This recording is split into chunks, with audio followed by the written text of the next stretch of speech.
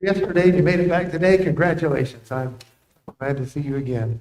If you're here for the first time and you've never seen an Ultimate Escape presentation, you're going to hear our tagline. You can learn a lot about sex from a little sports car, a can of Pringles this morning. We try to address a sensitive topic respectfully, but also in a way that is comfortable and memorable. If you were here for the chocolate bunny yesterday, next week on Easter, if the chocolate bunny appears, I would imagine there's going to be a reminder, oh yeah, you can learn a lot about sex from that chocolate bunny. If you weren't here yesterday and you have no idea what I'm talking about, ask somebody who was.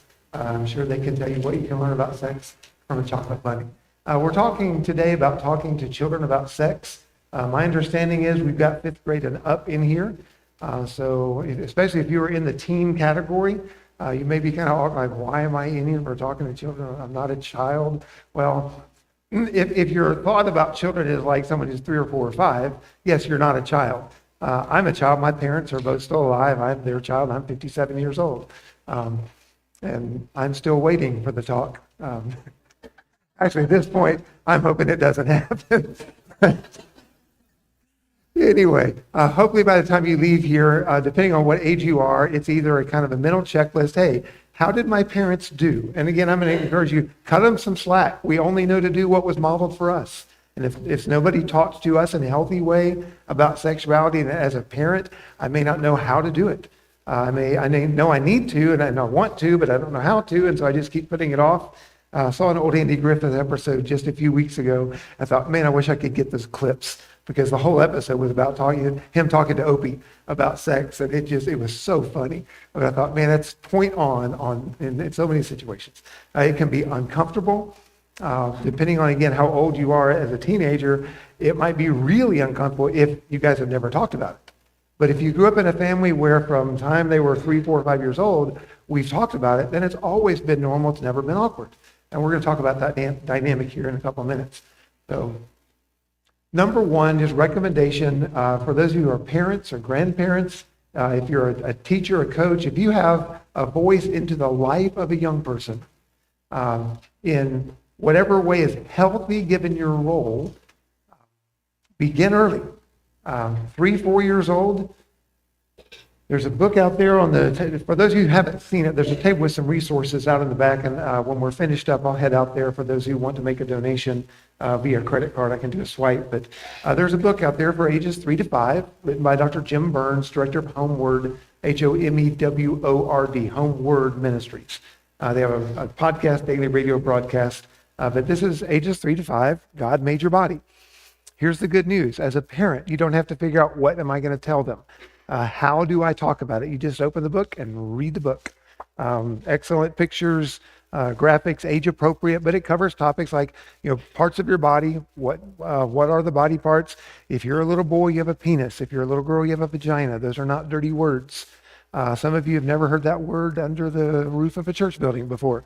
And that's sad, because, again, I mentioned yesterday, the 2 places we should be able to talk in a healthy way about God's plan for sexuality are home and church. But those are the 2 places it typically is never addressed. And everywhere else in culture screams about it. But begin early in basic conversations. The benefit of beginning early, we're going to illustrate with you can learn a lot about sex from a sports car. So I've got my little remote control sports car, and basically I want this to go right down the center of the aisle and just bump the wall back between those doors at the exit. So I'm going to point it in the right direction, best I can, kind of aim that where I want it to go, okay?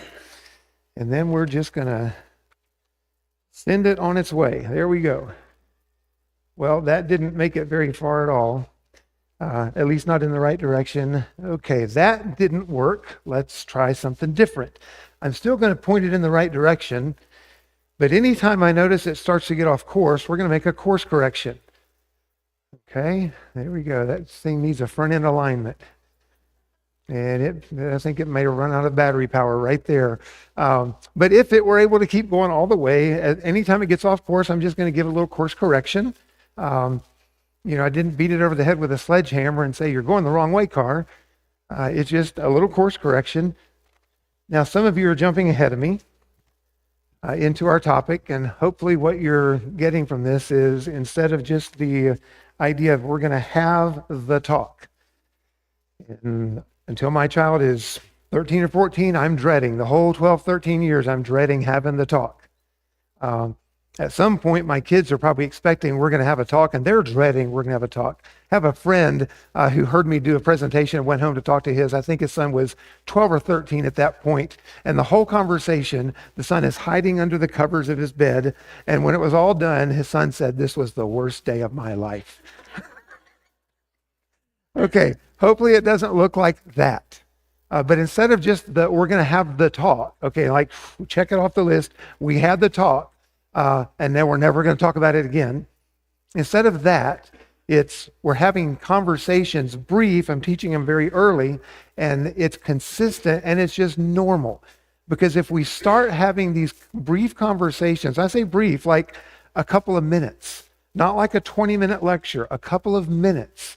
Obviously, it's not going to be a whole lot of conversation with a 3, 5, 6-year-old, but by the time we're 9, 10, 12, 15, hopefully it's more listening to what they're thinking and what they're seeing and what their thoughts are than us trying to preach to them and convince them to see things our way. But again, that's a lot easier to have those conversations if we start when their earliest memories are there. Most of us don't remember much before about age 4 to 5. That's just pretty normal. Most of our memories will start, crystallized memories go back to about that age. So if it's already normal at that age to be talking about this topic, then it's always normal and it never has to be awkward. So begin early, be consistent. In the introduction to that God Made Your Body book, Dr. Jim Burns says this: "It's important to introduce children to the foundational theme that God created their body and it's special. You begin laying out for them a healthy view of their body and the very basics of sexuality." He goes on to say, "You'll be establishing the trust that they can come talk to you when they're older and talk about these issues." The more normal we make it, the more likely they are to come to us if they have questions. Let me give you an example. I have 4 children. The youngest is 28. His name's Griffin. And then I have a daughter, 30, and 2 older sons, 33 and 36, I think is their age at the moment.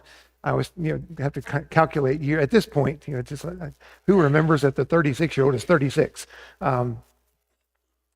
But when Griffin was in, I think it was either 3rd or 4th grade, he was playing football, pee-wee football.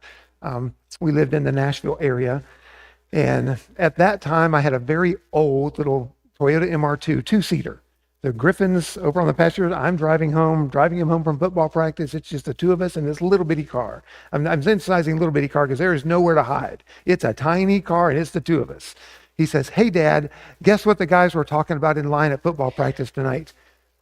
Griffin, I have no idea. What were they talking about? They were talking about masturbation. They were trying to tell me how to do it and that I should do it. I'm just trying to keep the car on the road at this point, just not trying to not have a big reaction. Just driving the car home. I said, "Well, buddy, what do you think about that?" He said, "I don't think they should have been talking about that in line at football practice." I said, "I think you're right." Moving on down the road, that was it. Now, it was a normal conversation for him to talk about that because he's grown up. We talk about things. Part of that is what I do. I mean, my kids have been sitting through presentations that I've made since they were 6, 7 years old. It's just normal conversation in our house. And other part of that is some things have happened to some of our kids that we just had to begin conversations at an earlier age than maybe we would like to, the depth of conversations than we would like to have. So it's just a normal part of conversation in our house. But I would so much rather it just have been normal for him to talk about what was being talked about than for that to be a hidden secret and him taking the advice of the 3rd or 4th graders that are trying to tell him what to do. And that, because that can go in a very different direction. I mean, that potentially is a life path change right there. Handling it in a healthy way goes this way. Not handling it in a healthy way can go a long way down a really different path. So make it normal, keep it healthy, keep it brief. Let me run back to that one. The idea in this stage of life is, number one, God made your body. There is no part of your body that is a bad part. There is no part of your body that needs to be a shameful part. We don't have to whisper the name of that. We don't have to make up funny little names for it. You have a nose, you have eyes, you have ears, you have hair, and you have whatever your private part is. We call it what it is, and it makes it just a normal part of my body. There are parts of our body that are special. Again, we borrow some spiritual concepts. There are some parts of the body that are more special than others.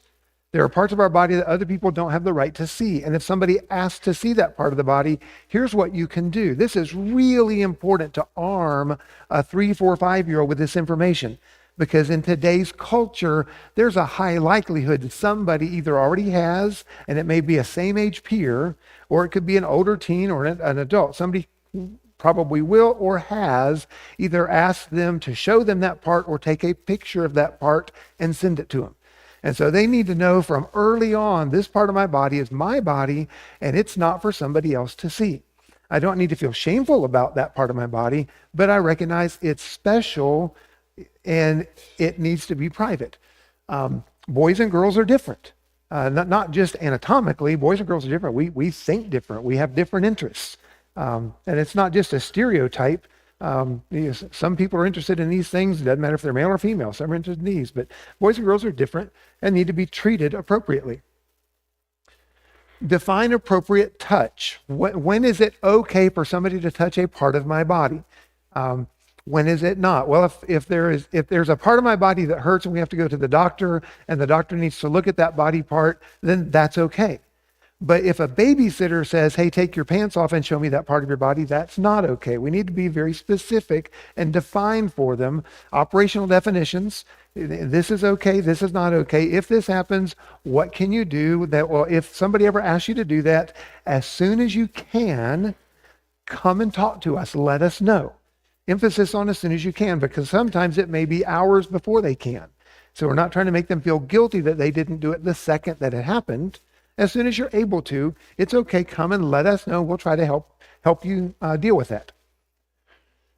The idea is to feel comfortable, feel good about their body, all parts of their body. Ages 6 to 9, they're a little older. They can handle a little more depth of information. Suggestion, sometimes we need to let our kids be the litmus test for how far do we go with what we're talking about. Like if they have more questions, try to answer their questions. But I don't want to overload them with information that they're not yet mature enough to just like cognitively mature enough to know how to process. Again, sometimes life situations demand we have to go deeper, but if not, then we're giving them the bird's eye view. And as they get older and have questions, let them come and ask us the questions. The basics of sexuality. We need to know, where do babies come from? What is sexuality? What is sex? The book for the 6 to 9-year-olds, How God Makes Babies. I mentioned I have 3 boys, 1 girl. When Savannah was 8 or 9, we had just moved to Virginia Beach, and she went through a phase where she just wanted to read about the babies. I was the tucker inner. If I was in town, if I wasn't traveling speaking, when it came to bedtime, I was the one who tucked in the kids. And so almost every night at bedtime, it was read a book and say goodnight. And Savannah just kept asking, we read the baby book. I don't know how many times over that year we read, scores of times we read the baby book. Now, it wasn't this one. This was published after that point, but we had an earlier version. It was a God's Design for Sex series, I think it was. But we read that baby book so many times. Savannah knew a lot more, honestly, than probably some adults know about the proper terminology and exactly how babies are conceived and how they develop at different phases in utero. So Savannah had 2 friends. They were daughters of the minister at the church we were at the time. They were all within just a couple of years of each other. And at one point, I got a phone call. It was the minister. Hey, Steve, we need you to rein Savannah in on the information that she's sharing with our girls. It's like she's telling them things that we have not told them yet. And my first thought was, well, they're 9, 10 years old. You probably should have been telling them, but anyway, not my place. So we had a conversation. Hey, Savannah, you know a lot of things that some of your peers don't. And it's okay to be talking to us about that. But in the future, please don't have these types of conversations with your friends. Their parents might not understand or appreciate that. But again, given the two options, I'll take that one every day. I will take my child knows an abundance of information and is capable of filtering what's accurate and what's not, because some of the conversation was they were telling her things that just weren't accurate. She said, no, that's not true. My dad told, da, da, da. Or we are writing this book, da, da, da, da. I'll take that any day over they don't know information and peers are telling them stuff and they're just accepting that as true. Again, the benefit of having it I just open the book and read it. I don't have to know how to craft the conversation. I let the book do the work for me. Basic anatomy of God's part in the family. From the time a child is born until we die, God is a part of our family. And so we're introducing a Christian worldview for our children and helping them have a framework to store information on. Ages 10 to 13. Okay, this is, we're into likely the beginning of puberty years, and we're setting the foundation for what it's going to be like going through middle school and high school, which, if you're over the age of 21, middle school and high school is way different now than it was when you went through it. And if you're over the age of 50, it's like a different planet than what it was when we went through middle school and high school. It's a war zone when it comes to values and healthy sexuality. And so we need to arm them with information. By the time they're 12, 13, they need to be pretty well versed on every aspect of sexuality, because they are walking into a war zone and they need to know how to navigate it and navigate it successfully. So changes in puberty. Hey, there's some things that culturally just most people recognize. Guys, you're going to get hair in places you didn't have hair before. Girls, your breasts are going to develop. Guys, your voice is going to change. Okay, those are pretty much, people just know that. But there are other things that aren't just like common knowledge, and people need to be prepared for that. It is very traumatic for a girl to begin menstrual cycle and have her first period and not know that that's going to happen to her body. I've had numerous clients from people in their 70s to people in their 20s who did not know that was fixing to happen. They were not given appropriate hygiene supplies. Talking to one girl about 21 years old, her parents never said a word to her about anything about sex or puberty. And it ended up that her older brother had to take her to a drugstore to buy her appropriate supplies when her first period hit, because her parents were completely neglectful in educating her about anything. That is completely unhealthy. That's abandonment when it comes to sexual truth. And so we need to arm them with information. Again, I'll go back to a story about Griffin. Griffin came home from school one day. Now he was early high school, so probably his freshman, sophomore year of high school. Hey, Dad, guess what? And he called his buddy's name. So-and-so told me today. Griffin, I have no idea. He said he thought he had cancer. Okay, now you got my attention, because this is like, okay, this isn't like we're talking about masturbation and football. You thought he had cancer. He said, yeah, he has a lump under one of his nipples. And Griffin said, but I told him, yeah, that's just normal. My dad talked to me about that. And he's like, so-and-so went, I thought I was going to die. Now, on a level, that's kind of funny. But again, think about that. You got a guy who's 13, 14 years old. He doesn't know that that's normal part of development. Guys, it's normal when you're going through puberty to get a lump under one or both of your nipples. It's a hard lump. It goes away after a while. It's just normal part of development. But if you don't know that and you discover that it's there, given all of the information in our culture about breast cancer, it can make somebody wonder, is something wrong with me? Again, it's important to arm our kids with the information. Here is what you can expect is likely to happen to your body as you go through these things. Sex is a gift from God. Sex is not the most important thing ever that happened on our planet. But it is important. And it is a special thing. God didn't make it as just here's a way to go and have a lot of fun and pleasure. That's not the context God created it for. It's not like one youth ministry intern put it to me. He said, to me, having sex with somebody is like going for a jog. It's just something that I do. Okay, that's not God's vision for sexuality. That's a broken world. That's an enemy's vision for sexuality. That's not God's plan. Sex is a very important thing. But again, it's not the most important thing in life. And so we want to keep it at an appropriate emphasis.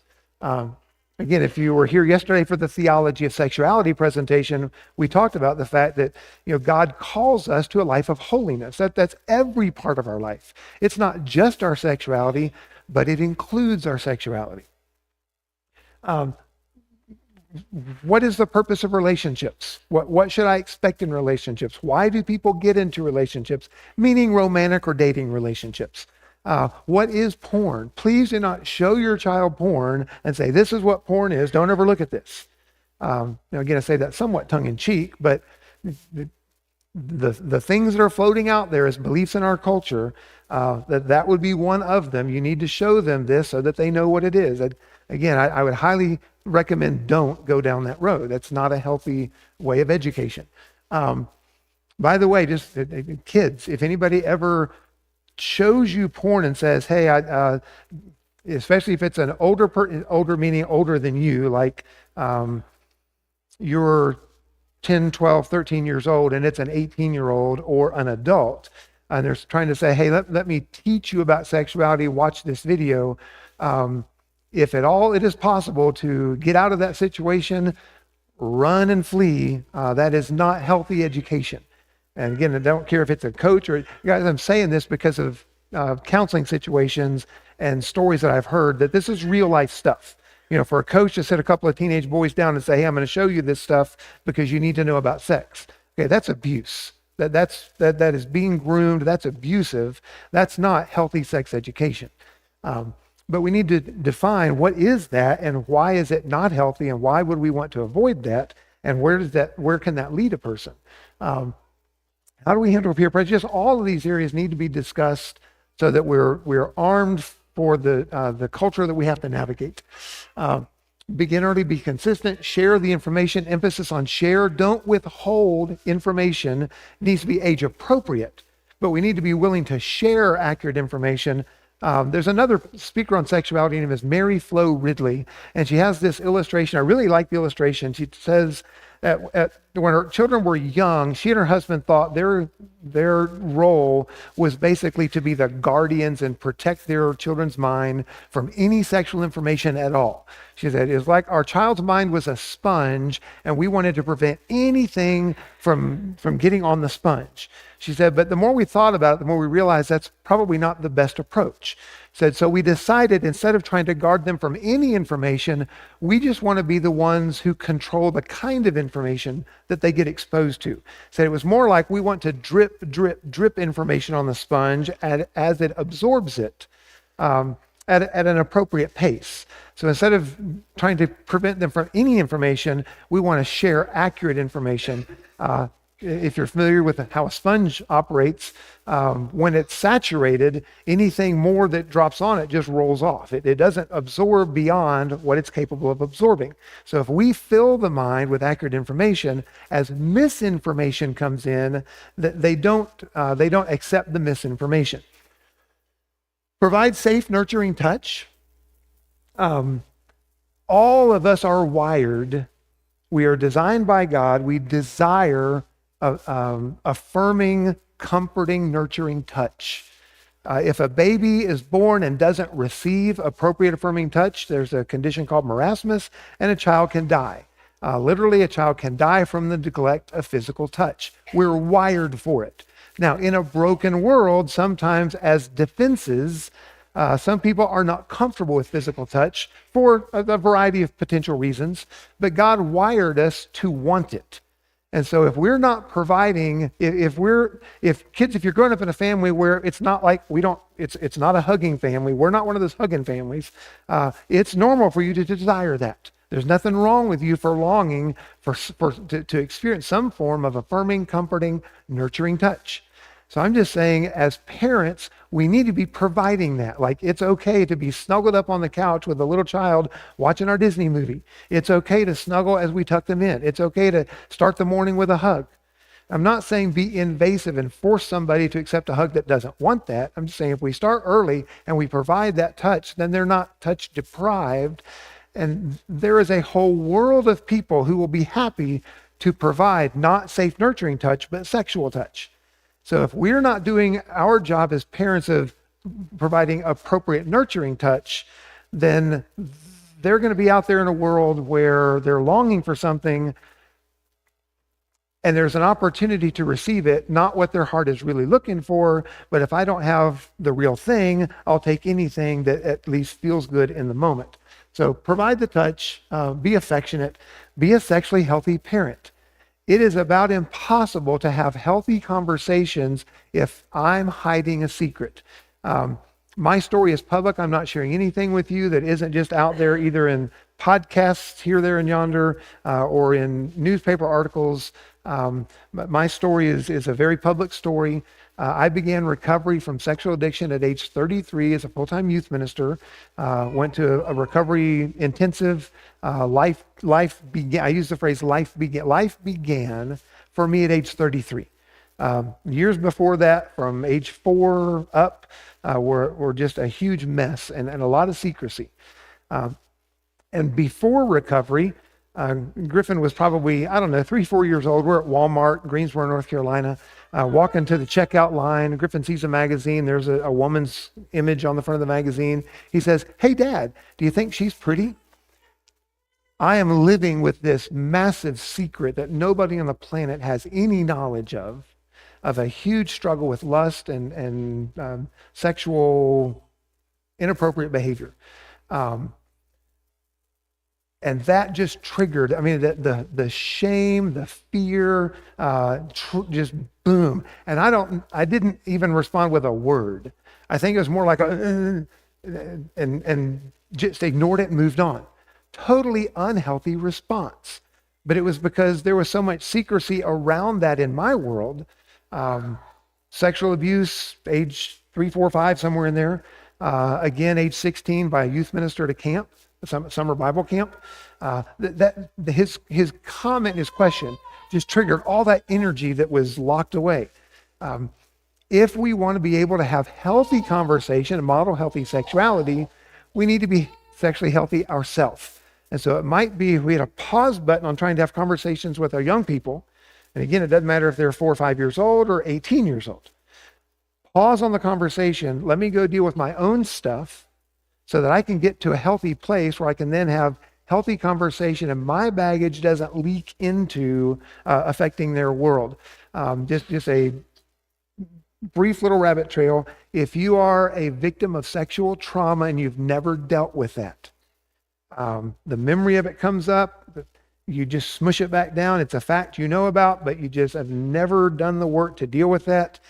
It is highly likely that if you're trying to raise a child, a teenager, that the energy that's locked down around that unprocessed trauma will likely bleed over into how you respond when you find out they're having a struggle with something, or that they've done something, or somebody has said something to them, or they've been exposed. So again, my encouragement would be, as a parent, as an adult, deal with your own baggage so that you can be a more healthy parent or grandparent and speak truth into the life of the young people that you're responsible for. Your child could be struggling with something related to sex. Just because you don't know about it doesn't mean they're not. Let me do a quick time check. Okay. From 2007 to 2009, my counseling office was in downtown Nashville. And we lived about an hour west in Dixon, where we live now. So I had about an hour commute every afternoon. One afternoon, I jumped in the car, hit the interstate, and it's just dead standstill. Downtown Nashville, I-40 headed west is just sitting traffic. So I turn on the AM radio station, listen for a traffic report. I want to know what's going on. How long is this? This is before I could just look at Apple Maps on my phone. Okay, this is before iPhone world. This is flip phone that doesn't tell me anything about traffic. A guy comes on the radio. He says, "We're getting reports of traffic or questions about traffic on I-40 West. We've checked with the authorities, and there is not a traffic issue on I-40 westbound." I'm sitting on I-40 westbound. I've been sitting here a while. I beg to differ. There is a traffic issue on I-40 westbound. About 10 or 15 minutes later, traffic moved a little bit. I got to the little rise on a hill, and I could see off in the distance a big billow of smoke. There's a vehicle on fire on I-40 westbound. There is most definitely an issue. Just because they're telling you it's not doesn't mean there's not. Okay, same dynamic. Just because we don't know our child is struggling with sexual identity questions, or something has happened to them and it's causing some reactive behavior, or somebody has shown them porn, or they have discovered porn and they're struggling or watching it. Just because we don't know it doesn't mean it's not happening. Now, I'm not going to ask, show of hands, how many of you are keeping a sexual secret? But I'm just telling you, in a group this size, there are a lot of people sitting in here right now that there is some secret in their life around this topic of sexuality. I'm just saying it's just a fact. And just because we don't know it doesn't mean it's not happening. So it can be helpful as a parent just to back of my mind. There's always a possibility. I'm not saying every child's hiding a sexual secret. Just saying as a parent or as a grandparent can be helpful just to recognize there could be something going on beneath the surface that I don't know about yet. And so if I start to see some symptoms or some signs, let me pay attention to that, because that may be letting me know that there is something going on. Punishment doesn't fix anything. Punishment isn't a solution. I'm not saying never use punishment as a means of discipline. I'm saying punishment won't fix a sexual struggle. So if you find your child looking at porn on their phone and you say, okay, I'm taking your phone away for a month, and if it ever happens again, I'm taking it away for a year, that's not going to make them not want to look at porn. It's not going to fix anything. It may make them try to hide it more. It may make them much more shameful and much more guilty about it, but it's not going to fix. Punishment won't fix a sexual struggle. Again, please don't hear me say, don't ever use punishment as a means of discipline. I'm just saying that's not going to fix a sexual problem. If you don't have an open or safe relationship already, it's going to be very hard to talk about this topic. And so again, we might need to hit the pause button and let's do some relational repair. Let's get some help. Who can we find that can help us be able to just have conversation?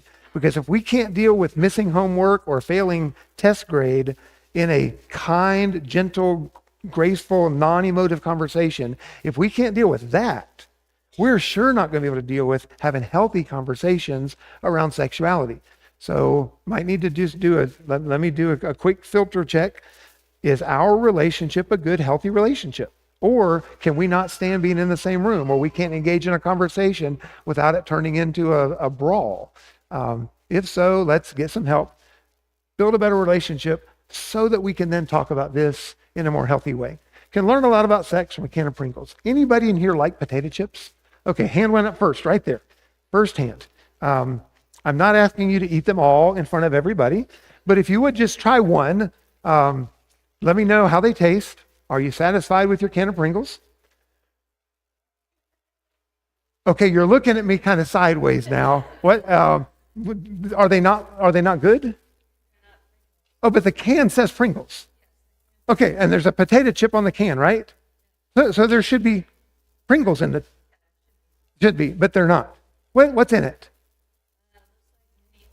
They're mini Oreos. They're hiding in the Pringles can. Okay, so here's what we learn about sex. I don't know if you like little Oreos or not. If you do, you're welcome to the Oreos. If not, you might want to give them away. But I'm sorry to disappoint you that there are no Pringles in the Pringles can. Here's what happened. The little Oreo cookies heard that America's favorite snack is potato chips. America's best-selling snack is potato chips. The little Oreo cookies were afraid nobody would want them. They didn't want to be left on the shelf by themselves in the store. They wanted to go home with somebody.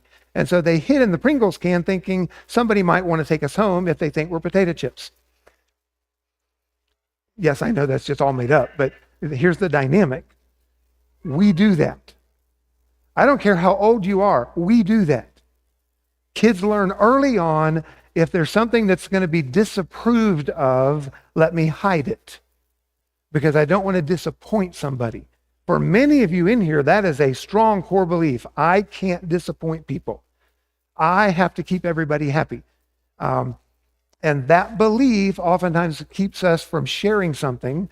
And so if it's a 13-year-old girl who is confused about what she is sexually, if she's afraid parents won't respond well to that, then I'm not going to tell them. I'm going to go talk to other people. I'm going to get online and look for answers to my questions that way, which, by the way, is a very unhealthy place to go find information. There's a lot of misinformation out there. And I'm just saying, be aware of that dynamic. It's normal for humans in a broken world to try to keep secret or hide things that we think other people won't approve of. And the same thing is true with our kids around sexual stuff. If we think we're going to get in trouble, or people are going to make fun of us, or they're not going to understand it, or we're going to lose privileges, I'll just hide it instead of being open with people and trying to get some help.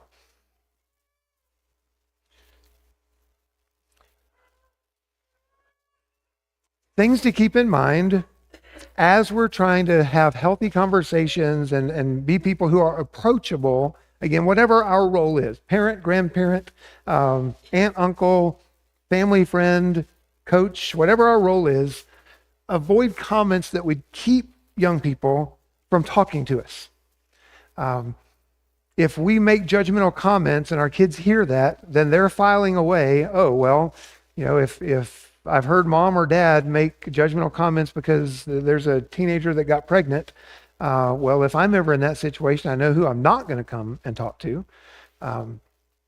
Or if we hear constant or inconsistent disapproval of people who are having struggles or aren't living a perfect life, well, somebody who doesn't have a perfect life is probably not going to want to come to talk to us about their imperfect life, because we're making it known loud and clear we only approve of people who are nice and bright and shiny and don't have struggles. Commit to responding in a supportive way, meaning actively commit. Here's what you can expect from me. Here's what I will try to do.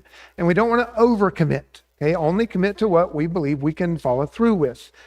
Hey, if you're ever struggling with something, or something is bothering you, or if anybody's ever done something to you, if you've been in a situation you're uncomfortable with, I hope you'll feel comfortable enough talking to us about it. If you do, here's what we're going to try to do. Number one, we're going to try to listen. We just want to try to understand. We will do our best to be quiet and just hear you and try to understand what's going on, or try to understand the situation. Our commitment is we'll try to not have even a response until we've had a day or two to sleep on that and think about it, and then hopefully we can have a good conversation about it. But give them a picture of what to expect. Because again, normal human default is worst case scenario. And so if I'm a 14-year-old with a secret struggle, my brain has already played out worst case scenario. There are teens who are just convinced if they share this information, they're going to get kicked out of the house. And unfortunately, there are some teenagers who got kicked out of the house because they share with their parents, here's what they're struggling with. Again, it's not a healthy response, but sometimes it happens.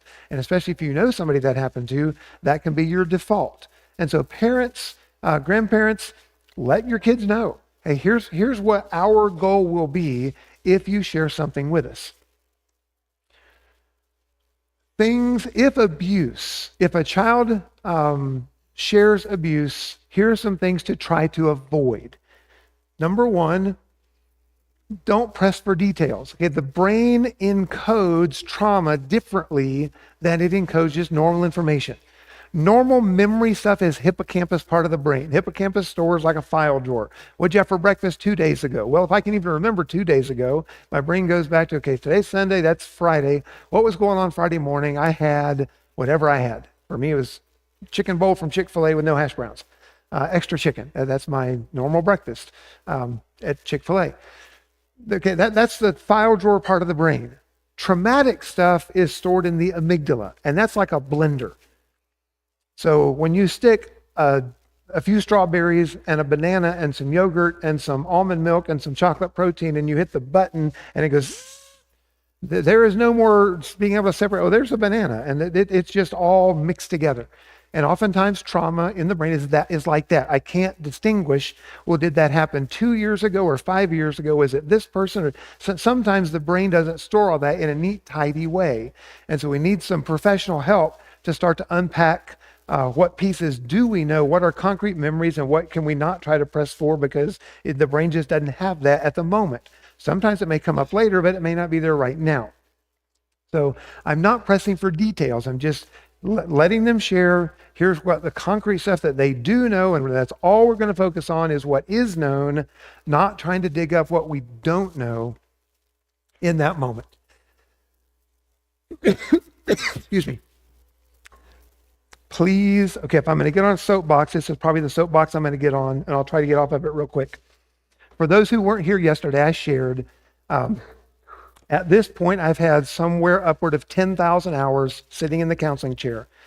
I've heard a lot of stories. I've worked with about 200 plus sexual trauma victims, 95% of them female.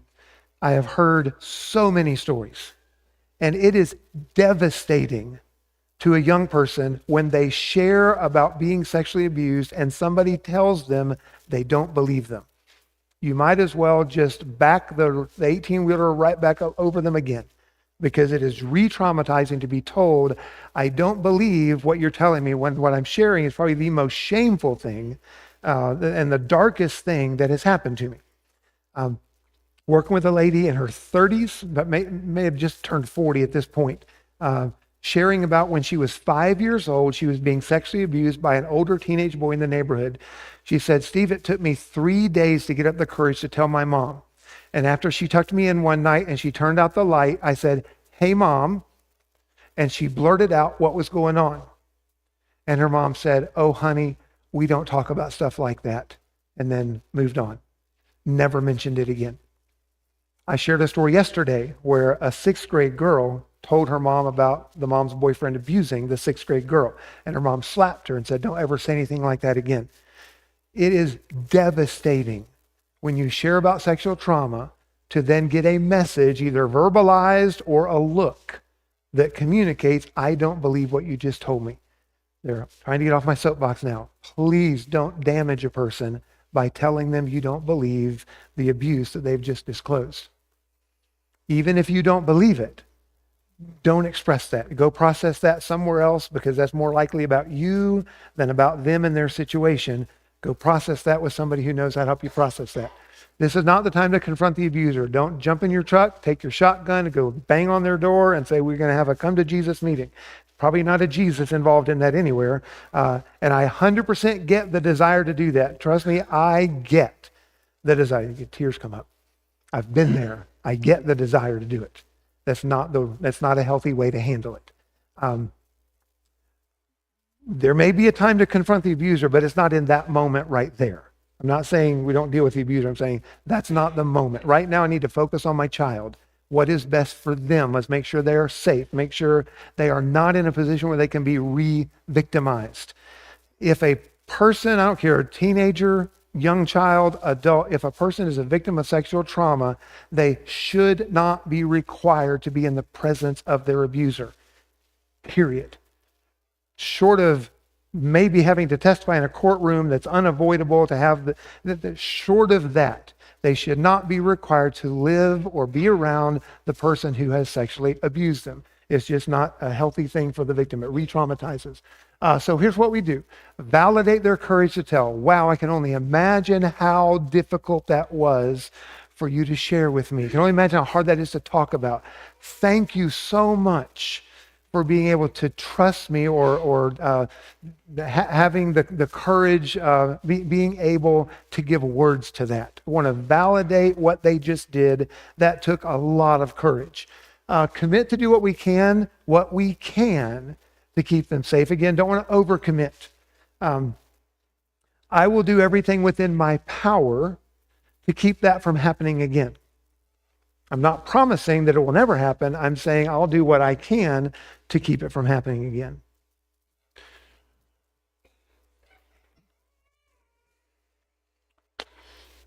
Get professional help. And again, from the chair I sit in, day out, this is where I would say get professional help immediately.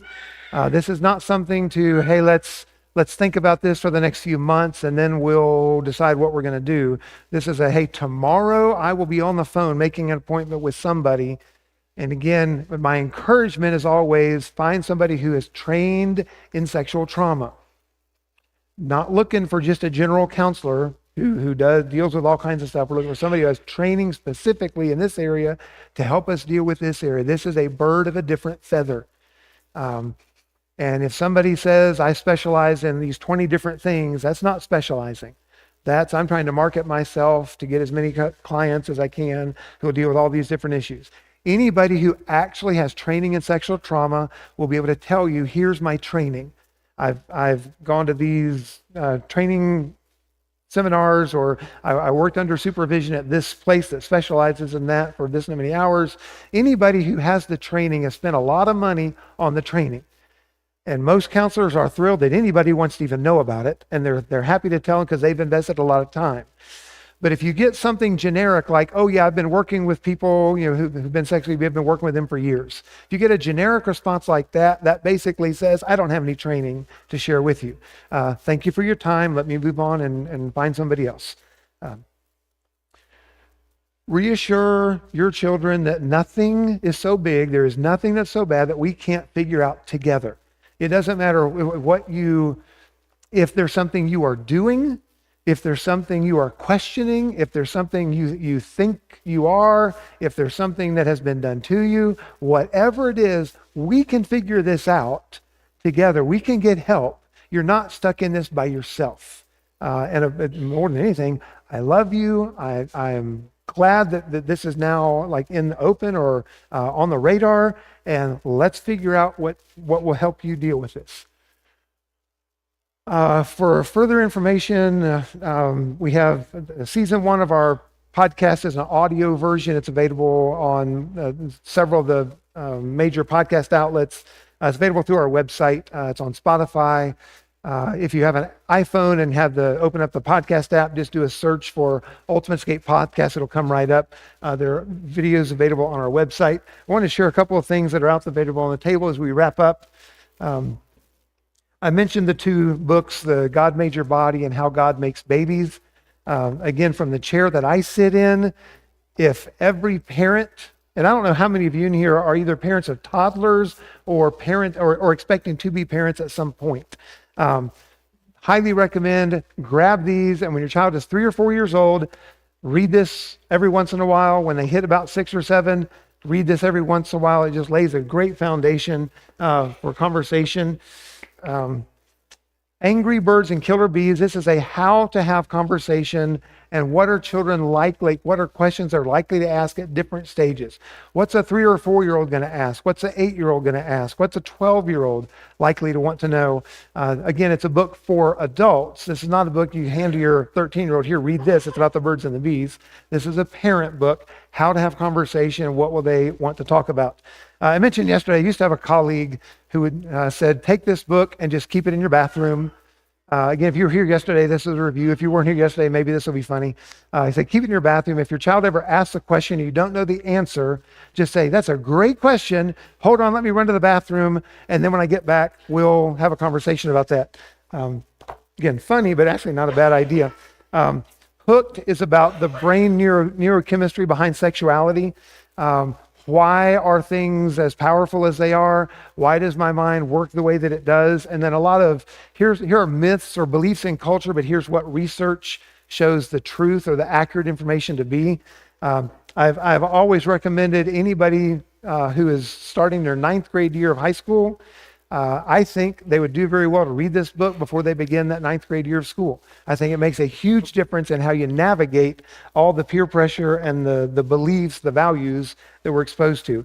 And then this is a specialty book called The Ink is Dry. It's about the gender identity, homosexuality issues around theology. Hey, in our culture, especially in religious circles right now, there's a lot of misinformation out there of, well, the Bible says this, but it doesn't really mean that. God didn't really mean that. He really meant this. And back then when the Bible was written, they had no idea of what like a committed relationship that was same-sex looked like. That it was really just condemning the promiscuous, that kind of lifestyle. They couldn't grasp. This addresses all that kind of theological debate in a very, very user-friendly, very polite, not drawing lines in the sand, trying to vilify anybody. Just, hey, here are the thoughts that are being thrown around out there. Here's what Scripture says. Here's the theology behind that. Here's what writings from philosophy back in first century reveal about what was actually happening and what was going on sexually in the first century. Again, very good resource for those who want to be able to have conversations that are well-informed conversations from a theology standpoint around this topic, given its prevalence in our culture. We are not set up to sell products. We are set up to receive donations. So if you can just wrap your brain around, you're just making a donation to our ministry. And by the way, there are some ministry updates out on that table. They look like this right here. If this ministry is of interest to you, we always value people knowing that we're here and knowing what we do. If you are a person who God has blessed with the kingdom resources and you have a heart for this ministry, please let me know. My phone number is right here on the update. Just reach out to me and say something like, hey, interested in your ministry or would like to know more, and we'll have a follow-up conversation. These are the suggested donations amount. This QR code, if you want to just scan the code and make a donation, you can do that. I've got a card swiper. It takes about 30 seconds. You can make a donation that way, or make a check payable to Ultimate Escape for the 3 people in this room who still use checks. Or you can put cash in the envelope. Checks and cash go in the envelope on the table. Guys, it's been a pleasure to be with you this weekend. Thanks for your time this morning. I hope some of you are sticking around for the session this afternoon on healthy relationships, because you can learn a lot about healthy relationships from a number of different things and from cupcakes. And I'd hate for you to miss what you can learn about a healthy relationship from cupcakes. So stick around, find out. Somebody's going to walk around with a cupcake after we're done. Okay. Turn it back over to, or are we just done? We're done. See you later.